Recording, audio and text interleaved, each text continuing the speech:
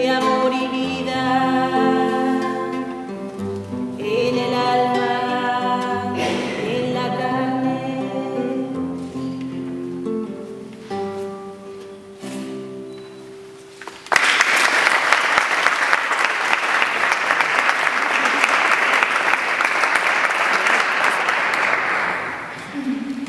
Buenas noches, queridos amigos.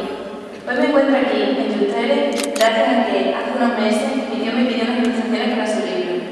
Después de leerlo se me ocurrieron algunas ideas y como te había buscado sobre Sotolaria antes, me puse a ello, dando como resultado las ilustraciones actuales del libro. He intentado plasmar en mi dibujo los sentimientos que me infunde la santa y como ella desde que estoy aquí, me he inspirado en algunos de los monumentos más representativos de la ciudad, como es el acueducto de los Milagros. Ha resultado ser una experiencia tanto gratificante como enriquecedora. Me gustaría seguir con más proyectos similares. Sin más que decir, muchas gracias por dedicarme por su presencia esta noche.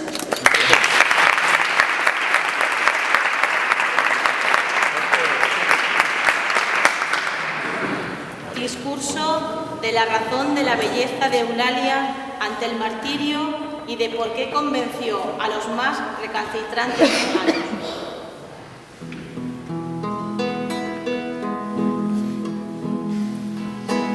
Y que no iba a ser ella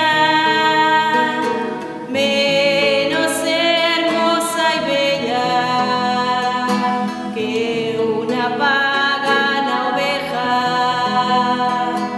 y que no iban a ser sus adentros enérgicos aún menos perfectos que los del más pagano de los carneros, y que no iban a ser sus divinos presagios menos ciertos y sabios que el vuelo de los rémulos vencejos de sus bellos adentros con azulillo celeste lavado y blanqueado.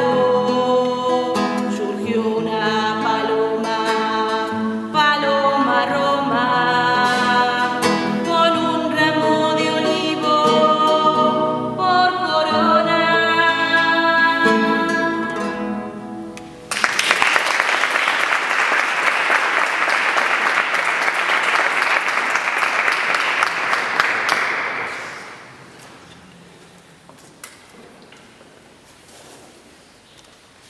Buenas noches, querido don Antonio, rector de esta Basílica de Santa Eulalia y editor de la obra que presentamos, don Jesús, protagonista, queridísima Ana, mi sobrina, que ha creado 4 pinturas extraordinariamente bellas para ilustrar este libro, querida Juani, compositora de la hermosa música que estáis escuchando, querida familia, queridos amigos emeritenses, yerenenses, calamonteños y todos eulalenses.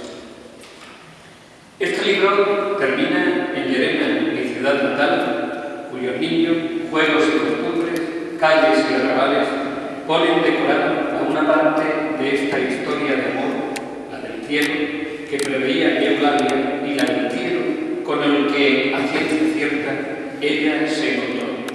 El resto, los cuadros de su infancia casi desconocida y de su cruel martirio, se desarrollan en la Mérida eterna.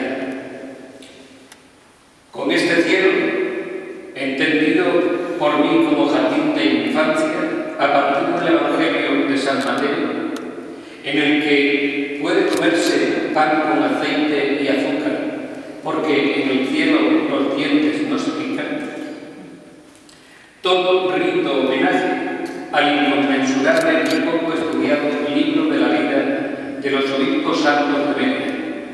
Este se abre abriéndole las puertas del paraíso celestial de par en par, primero en sueños y luego en en la más que probable y posible realidad a un niño, el niño Augusto, que estaba al servicio de esta Iglesia. Tras este libro, mi tercer libro dedicado a Santa Eulalia, espero una vez más la comprensión de los científicos eulalienses, beatos eulalienses y sabidores eulalienses, y no porque piense y haya escrito y crea firmemente que la verdad es poca, los sabios demasiados. Yo solo soy lo que fui y seré, un poeta solo y exclusivamente, un poeta que no cree, sin embargo, en fronteras.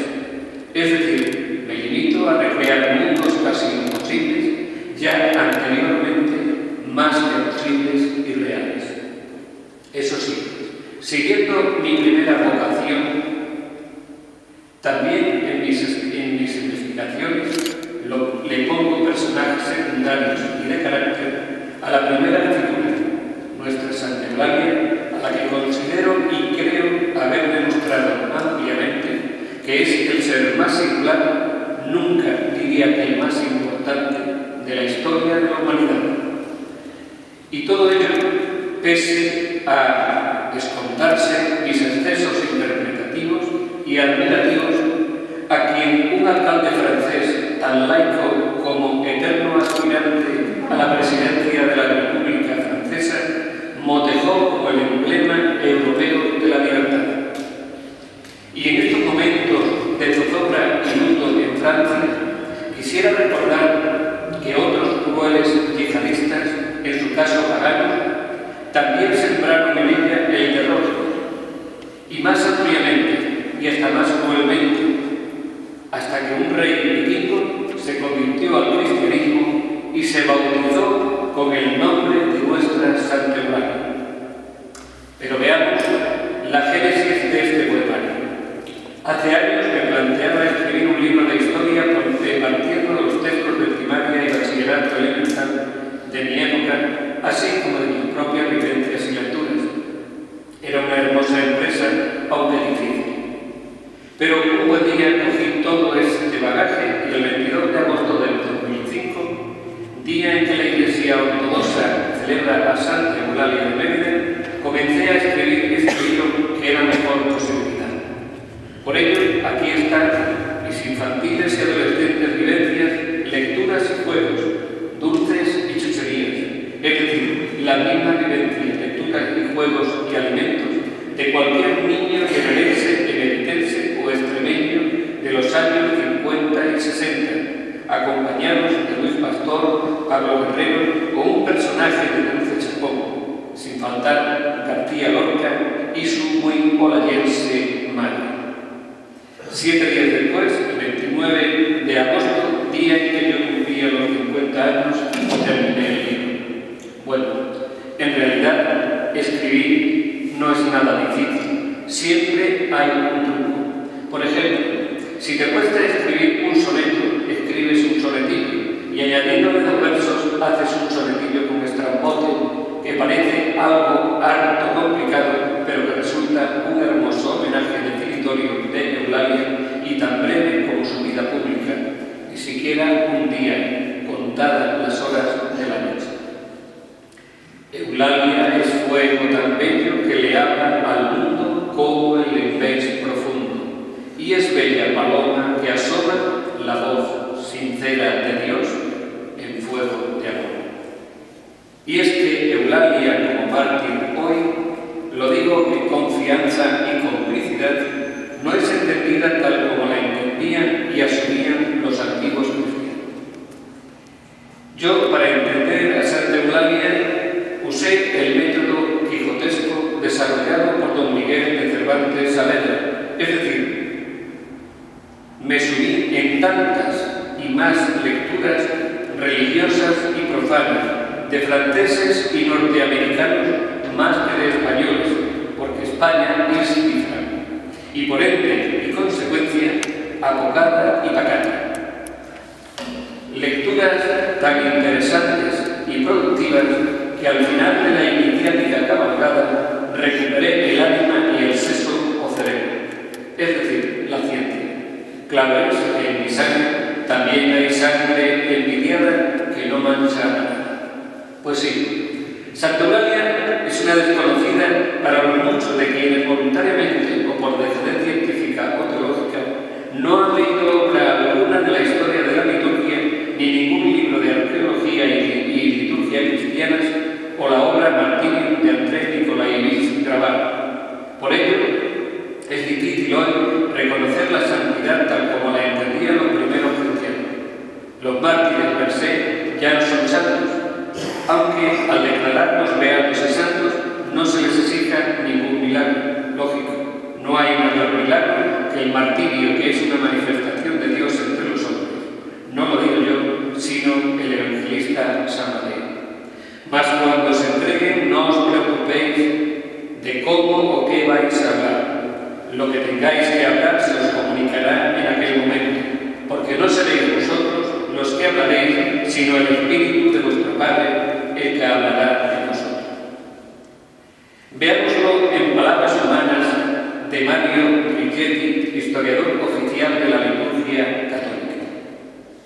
El término sanctus de sanare, encerrar, en su noción primitiva denota un lugar cerrado, reservado, donde la divinidad se ha manifestado de alguna manera. En el campo religioso, el término sanctus fue aplicado por derivación a aquellas personas ya vivas, ya difuntas, tenidas en tan alta estima moral que se creían como res sacra, cosa sagrada, porque en ella Dios se había manifestado de modo particular. Sin embargo, el apelativo sanctus, en el sentido más moderno y litúrgico de la palabra, es decir, dado a una persona canónicamente escrita en el catálogo de los santos, no se encuentra en los primeros siglos de la Iglesia.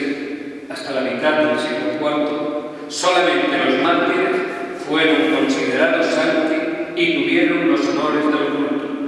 Eran los cristianos perfectos, los verdaderos imitadores de Cristo, porque eran partícipes efectivos de su pasión,